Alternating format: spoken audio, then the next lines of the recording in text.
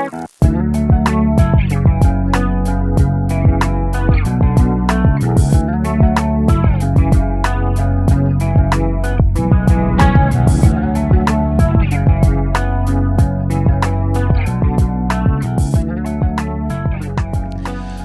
boa noite. A gente continua então hoje com esse grande desafio que nós temos tido ao longo das últimas semanas, conversando um pouquinho sobre coisas que muitas vezes roubam a alegria do nosso coração e chegam até mesmo a nos escravizar, tirando de nós aquilo para o qual nós fomos criados para viver, uma plenitude de vida junto do nosso Criador, que são alguns vícios, alguns pecados que se tornam realidade na minha vida e na sua vida. A gente tem falado ao longo das últimas semanas dos 8 vícios da alma, que assim foram estabelecidos e elaborados lá por volta do século IV por Evagrio Pontico, e dentro das estruturas ali estabelecidas e a maneira como ele separou, hoje a gente chega no último dos vícios dos desejos. A gente vai falar um pouquinho hoje sobre a gula. Para você que está chegando hoje aqui no nosso meio, talvez você não esteja familiarizado com a terminologia dos 8 vícios da alma, mas muito provavelmente você já tenha ouvido falar daquilo que mais tarde foi sistematizado como os 7 pecados capitais, e que tem origem no pensamento de Evagrio Pontico. Eu tenho ressaltado todas as semanas que, se você está chegando aqui hoje, ouve a nossa mensagem, chega em casa, vai procurar na Bíblia ou no Google onde está o endereço onde você vai encontrar a listinha dos 8 vícios da alma ou dos 7 pecados capitais, você não vai encontrar, não está separado assim dessa maneira, mas essas são realidades que nós percebemos por toda a Bíblia, né? Pecados, vícios que acabam roubando, como eu disse de nós, a felicidade. Hoje, então, encerrando, como eu disse, os vícios dos desejos, a gente vai falar sobre gula, né? E tem gente que está a semana inteira preocupado. Hoje teve até gente que deixa eu comer menos na hora do almoço, né? Porque senão eu não vou ficar muito complexado durante a pregação, né? Então deixa eu segurar um pouquinho. Foi até uma boa, né? Para essa semana teve gente até que iniciou regime, né? Aí falou só, pelo menos eu vou ficar. Não foi o seu caso, né, David? Definitivamente não. Pelo menos eu vou me sentir menos culpado quando o pastor estiver falando de gula, né? E para a gente entender um pouquinho a respeito desse vício, eu tenho trazido aqui constantemente algumas falas de um teólogo, escritor cristão chamado Os Guinness, que tem um livro sobre, né, os pecados, e ele fala o seguinte: a glutonaria é um pecado capital, pois tem caráter autoindulgente, uma atitude de aliciamento do seu próprio ego, que extrapola os níveis natural. Ela exalta e distorce tanto a comida quanto o comer. A comida é colocada em um lugar de importantíssima posição, como que um ídolo para as nossas vidas, e o comer como a possibilidade de encontrar plena satisfação, de se sentir bem, de deixar de lado a ansiedade, e muitas vezes é isso que a comida acaba se tornando para a gente. A possibilidade de um escape em meio a tantas correrias, tantos problemas, tantas adversidades, e aquilo acaba se tornando o ato de comer, talvez o único momento em que você pode deixar de lado, esquecer um pouquinho aquilo que está ali tirando o seu sono e você se sentir bem, se sentir tranquilo, se sentir leve.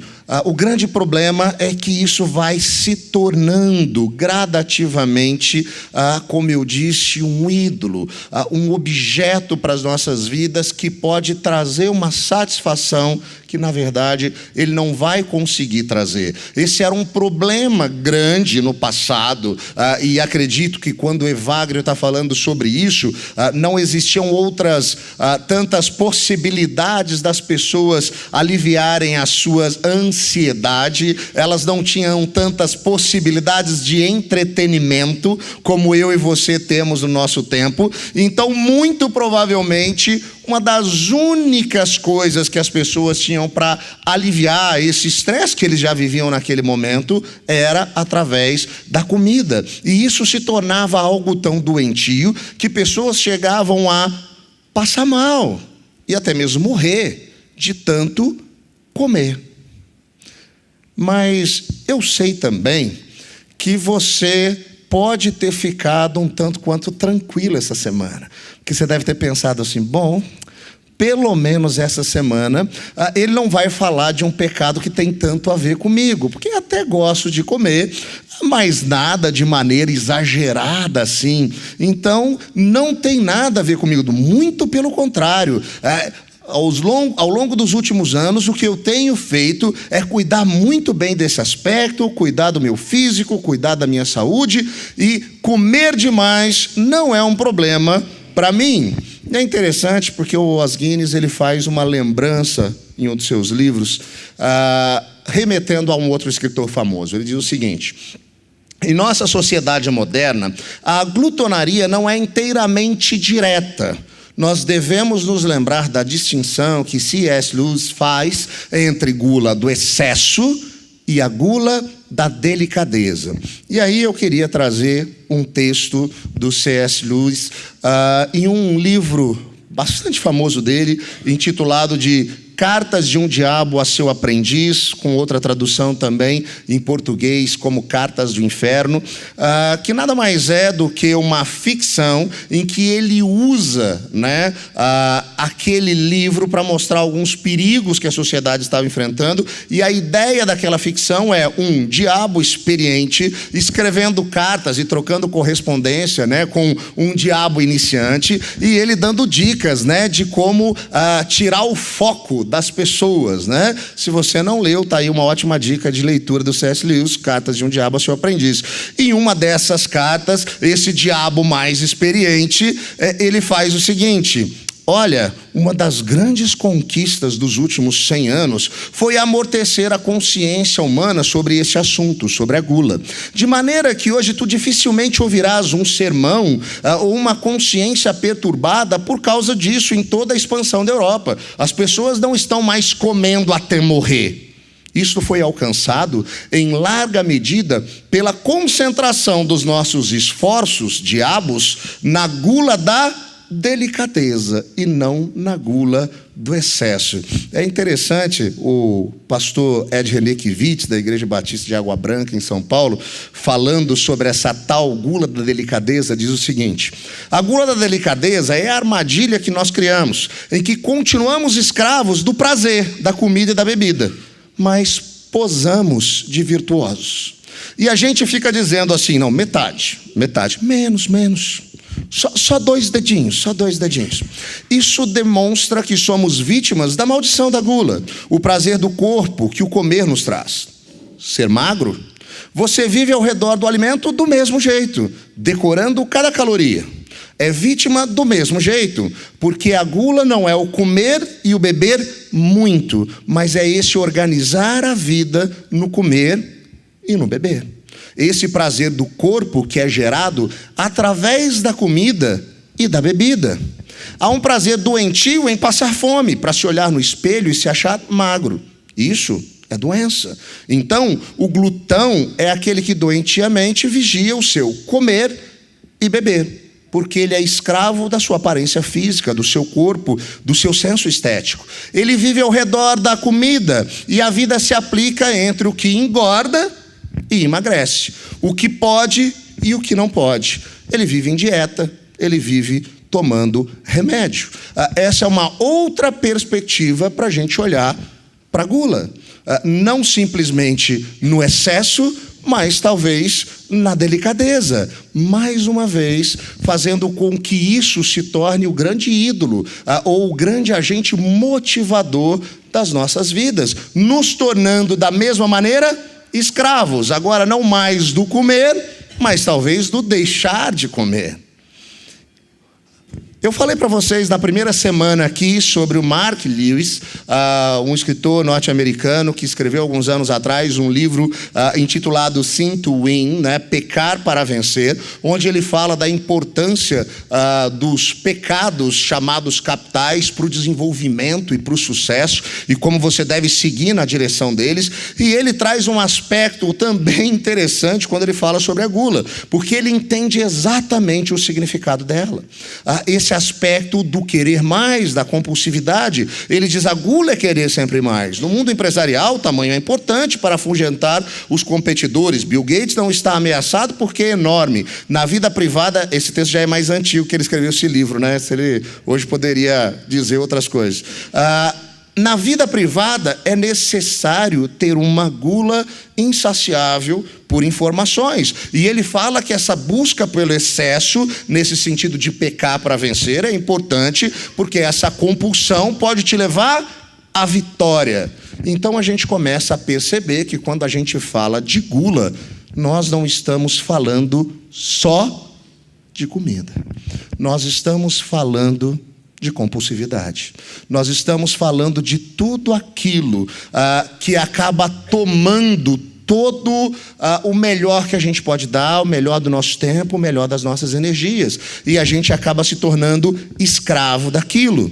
Então eu tentei elencar aqui a gula e alguns dos seus irmãos, ou talvez primos, né? Então a gente, quando pensa em gula, talvez a primeira coisa que vem na nossa mente é o excesso na alimentação. Mas a gente pode ter compulsividade e dificuldade de dizer não para outras coisas. Por exemplo, para a bebida. Por exemplo, para o falar. Por exemplo, no sexo. No uso da TV. No uso da internet, pensando no nosso tempo. Nós brasileiros estamos entre os que mais ficam online entre todos os países do mundo. A média de que os brasileiros ficam em redes sociais, ela chega a quase 7 horas por dia. E eu fico pensando, se eu não estou usando tudo isso da minha, tem gente que deve estar usando umas 15. Excesso no consumo de bens. E comprar. E a pessoa só se sente bem se ela estiver comprando alguma coisa. Comprando. E ela começa a fazer isso compulsivamente. Excesso nos jogos de entretenimento, seja ele o videogame ou qualquer outro tipo de jogo, seja o joguinho de celular, aquela incapacidade de deixar de fazer aquilo e compulsivamente se dedicar àquilo. Excesso de informação, de dedicação aos estudos, de dedicação ao trabalho. Excesso no descanso ou no sono, excesso nos exercícios físicos, excesso no zelo pelo emagrecimento, excesso no zelo pela estética, excesso no cuidado para com a saúde, excesso nas regras que precisa ter para viver a sua vida, excesso de cautela ou passividade se tornando indolente, ou excesso de ousadia e coragem se tornando imprudente, ou excesso de zelo, de arrumação, de limpeza, seja o que for. Quais são esses primos, irmãos da gula? Tem a ver com excesso, compulsividade. E agora talvez eu tenha conseguido ganhar sua atenção. Porque nós temos uma grande tendência a sermos compulsivos. Eu e você temos uma grande tendência pela compulsividade, pelo excesso. Alguma coisa, alguma área da nossa vida, seja uma dessas que estão estampadas na projeção, seja alguma outra que está na sua cabeça e no seu coração agora, que são coisas que acabam movendo a nossa vida o tempo inteiro. E a gente só consegue pensar naquilo. Não existe moderação, mas existe excesso, existe compulsividade. Para a gente conversar sobre isso, eu queria buscar conselhos da sabedoria de Deus, e um bom livro bíblico para buscar conselhos é o livro bíblico de Provérbios. Provérbios nada mais são de que conselhos escritos por um pai ao seu filho, tentando ajudá-lo a viver a vida de uma maneira melhor. E a gente vai ler todos os provérbios do capítulo 23 desse livro, que começa assim: quando você se assentar para uma refeição com alguma autoridade, observe com atenção quem está diante de você e encoste a faca à sua própria garganta, se estiver com grande apetite. Não deseje as iguarias que lhe oferece, pois podem ser enganosas. Não esgote as suas forças tentando ficar rico. Tenha bom senso. As riquezas desaparecem assim que você as contempla. Elas criam asas e voam como as águias pelo céu.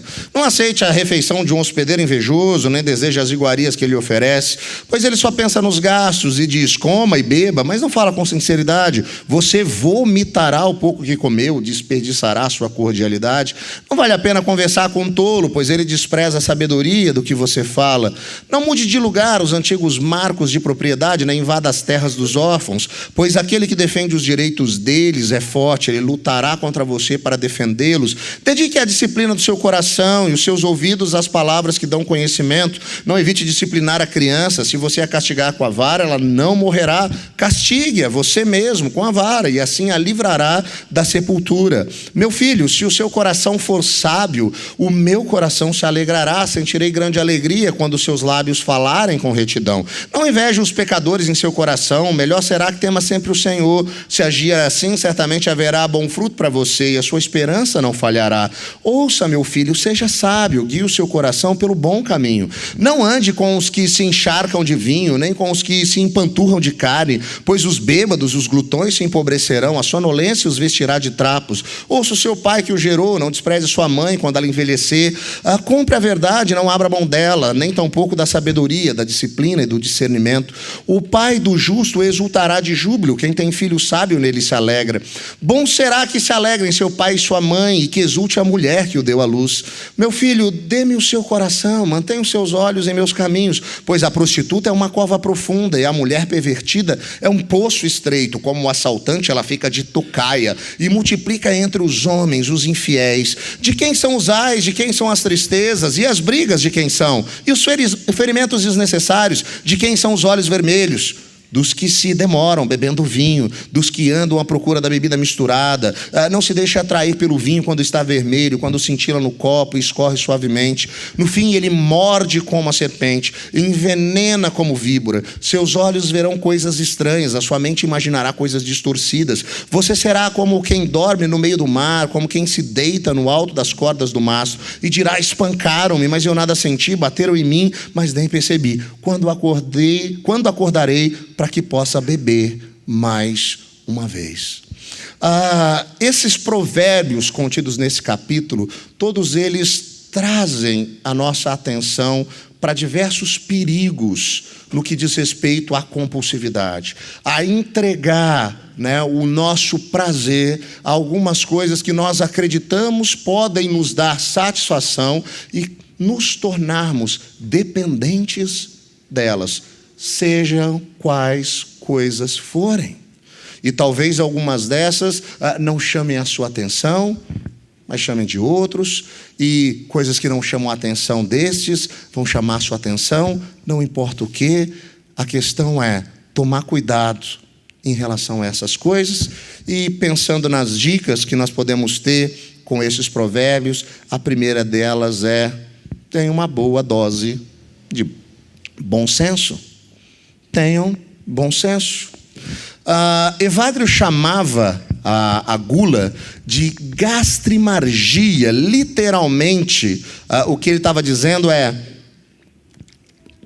a gula é a loucura do ventre, é a loucura de dentro de você, é aquilo que toma conta do seu interior e não te deixa pensar em mais nada. É a loucura que toma conta da sua vida e te torna um escravo. É isso que ele está falando, é a loucura do seu ventre. Segundo o autor do livro de Provérbios, essa loucura deve ser subvertida pelo uso do bom senso, lucidez para com os limites. Eu e você precisamos entender que nós precisamos ter limites, que tudo em excesso, mesmo que seja algo bom, pode ser ruim. Que tudo demais pode ser prejudicial, mesmo coisas boas. Eu estava falando de alguns primos e parentes da gula, e você pode ter pensado, mas excesso de estudo, excesso de trabalho pode se tornar algo ruim? Pode. Tudo em excesso, mesmo aquilo que é bom, pode se tornar ruim. E a ausência do bom senso conduz à vergonha. A presença do bom senso revela equilíbrio, sensatez, autocontrole, moderação. Essa é a primeira dica. A gente ter o entendimento que precisamos ter bom senso para com as coisas à nossa volta. Obedecer a Deus através do bom senso e da moderação exige muito mais maturidade do que através da abstinência. Para você conseguir obedecer os princípios e os preceitos de Deus a partir da moderação, é muito mais complicado e desafiador do que simplesmente dizer, então eu me abstenho. Porque quando a gente tem essa dificuldade do limite, o que a gente faz? Então eu não vou ter mais isso. Se o cara está trabalhando demais, ele vai dizer, então não vou trabalhar mais. Se ele está comendo demais, ele vai dizer, então não vou comer nada. Geralmente a gente pensa que a solução é a abstinência. Isso não é verdade. O maior desafio é você aprender a ser moderado. Eu tive uma experiência certa vez muito interessante, pastoreando a outra igreja, e eu lembro que certa ocasião chegou naquela comunidade um casal que nunca tinha frequentado uma igreja evangélica, e eles começaram a se envolver, na igreja, na nossa comunidade, e passado algum tempo que eles já estavam ali frequentes, assíduos, envolvidos, a esposa me chamou para conversar, ela queria agradecer e me contar algumas coisas. E ela disse que o seu marido, ele tinha uma certa dificuldade com limite no que dizia respeito à bebida. E eles tinham, então, alguns encontros da família, e quando eles ali estavam reunidos, ele acabava extrapolando e bebendo além da conta, o que trazia constrangimento para eles, e para todos os familiares. E diz ela que quando eles então começaram a frequentar a nossa comunidade, começaram a ouvir muito a respeito de moderação, de limites, de autocontrole, ela disse que ela percebeu algumas mudanças na vida do seu marido, e o que ela me relatou naquela ocasião foi o seguinte: como os familiares deles estavam impactados. Por quê? Porque eles já tiveram outras pessoas da família que começaram a frequentar igrejas evangélicas. E aí a percepção deles era a seguinte: quando isso aconteceu, nós os perdemos, porque eles não estavam mais nas festas de família, eles não estavam mais nas reuniões e não estavam junto com eles nos momentos de alegria, porque afinal de contas eles precisavam se abster de todas as coisas.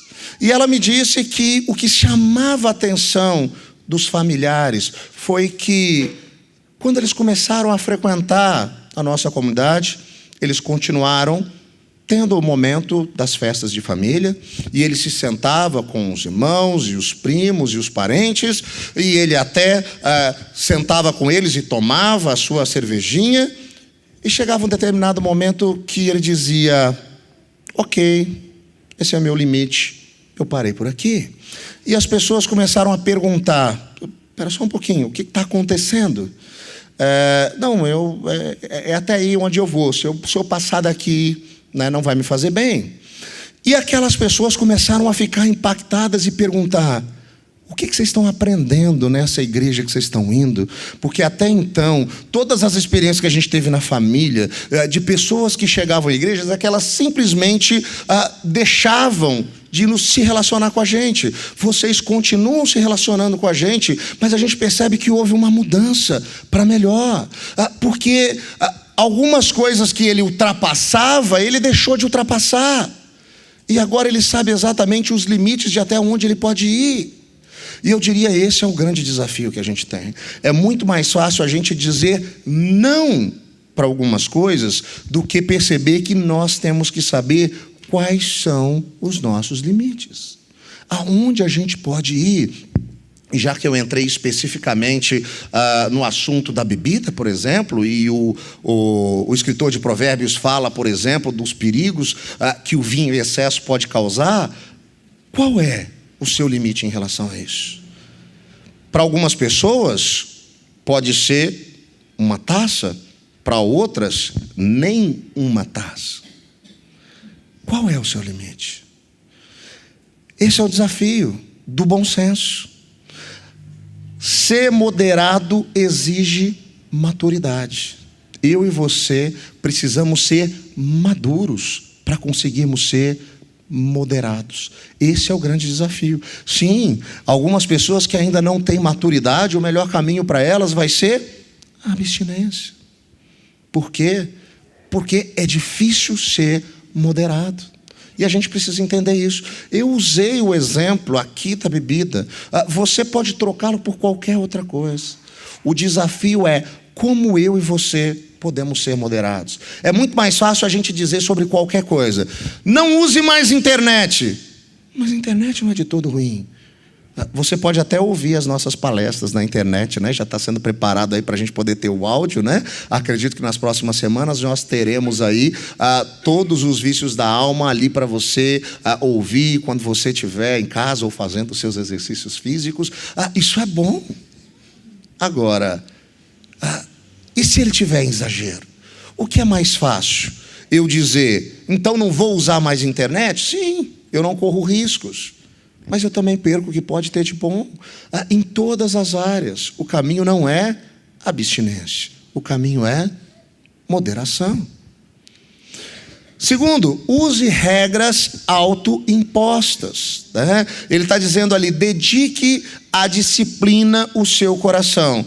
Para algumas pessoas, o simples bom senso não é suficiente, não é capaz de gerar moderação. Então, a gente precisa se impor algumas regras. Ok, eu não tenho bom senso para usar a internet de maneira moderada. Então, o que eu vou fazer? Eu vou usar a internet às terças, quintas e sábados, das 8 da noite às 11 da noite. Pronto, eu coloquei regras para que eu estabeleça.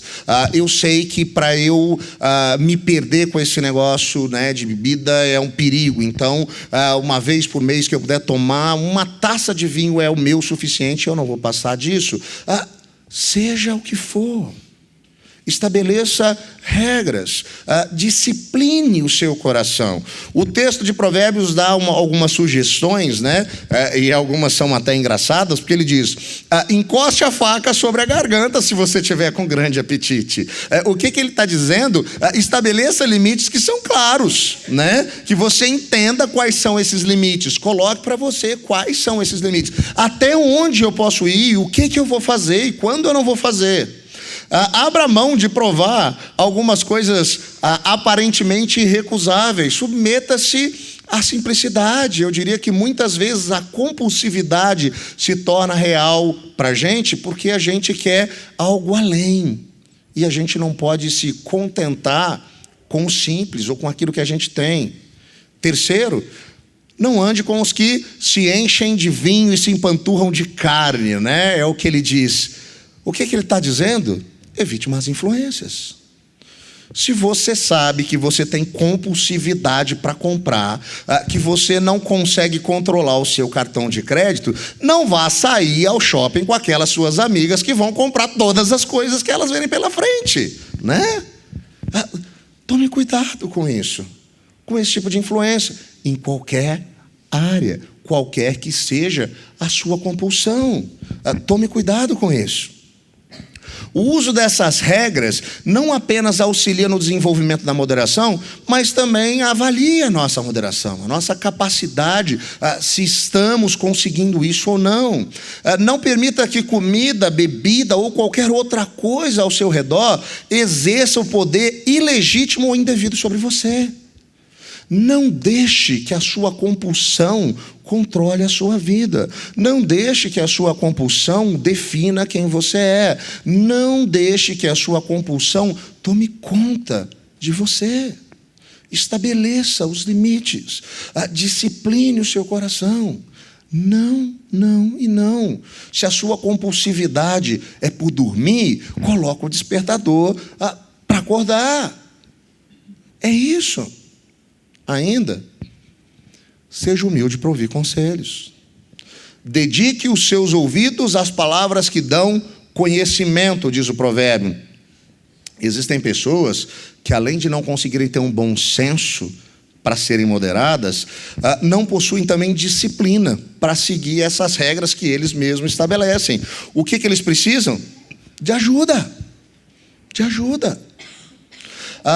Grupos de apoio a aditos funcionam nesse sentido. Sempre tem pessoas por perto para ajudar a que eles percebam. Por quê? Eles não têm bom senso e não estão conseguindo seguir as regras que talvez eles tenham estabelecido. Então eles precisam constantemente de alguém do lado. Se essa é a sua percepção, que você mesmo estabelecendo as regras, você não consegue deixar, não tente enfrentar isso sozinho. Você precisa de alguém ao seu lado. Você precisa de conselhos, de direcionamento que possam te alertar, sobre o excesso, sobre a gula, que incentivem a você ser alguém moderado. A capacidade de dar ouvidos a conselhos é apresentada no livro de Provérbios como a verdadeira ponte que a gente tem para a maturidade. Quando nós conseguimos ouvir as pessoas, a gente consegue se tornar mais maduro.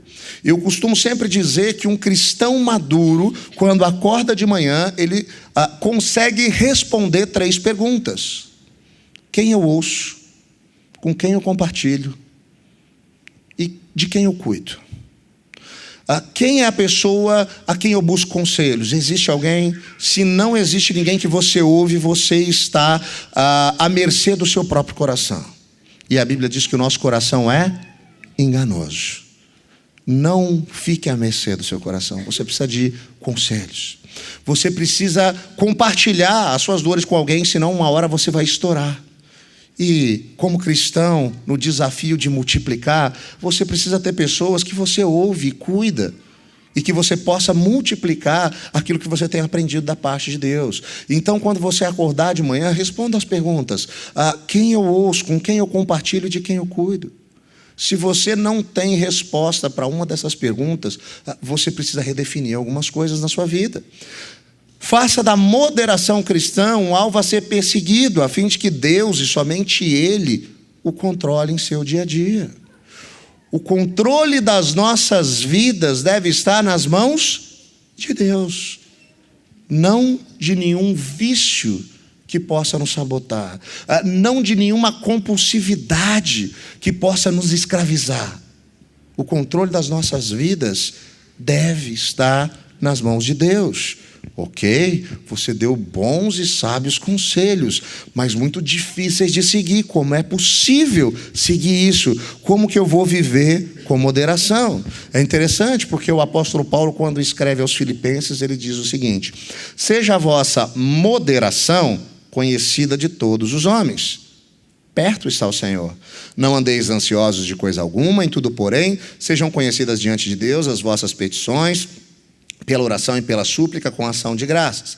E a paz de Deus, que excede todo o entendimento, é que guardará o vosso coração e a vossa mente em Cristo Jesus.